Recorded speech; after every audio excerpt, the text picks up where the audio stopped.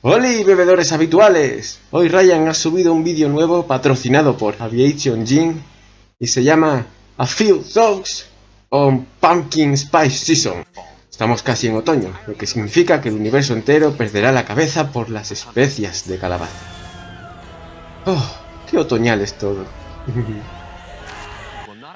Pero no en Aviation, no bajo mi supervisión, así que haremos un Negroni.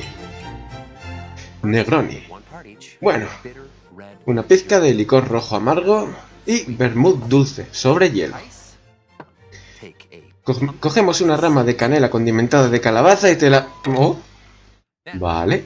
Y añadimos una parte de Aviation, por supuesto. Y removemos. Mientras removemos, nos tomamos un momento para reflexionar. ¿Por qué una vez al año durante 3 meses perdemos la cabeza por las especies de la calabaza? ¿Qué coño estamos haciendo, gente? No voy a enviar a mis hijos a una escuela con yogur de comino de... Bueno, a continuación decoramos con cáscara de naranja. Oh, la fruta de naranja. Y disfrutaremos de una bebida de verdad, puras especias de calabaza, en la semana de Negroni.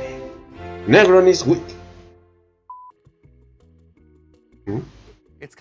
Me ha llamado la atención que la especia de calabaza tiene muchos seguidores y un poderoso lobby político, así que en nombre de Aviation American Gin y de su empresa matriz Diageo, nos gustaría disculparnos por el anuncio anterior.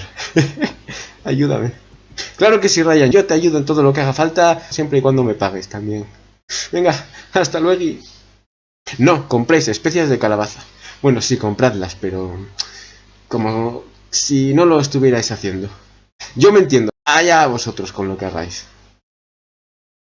Pero no os volváis locos, os estoy vigilando.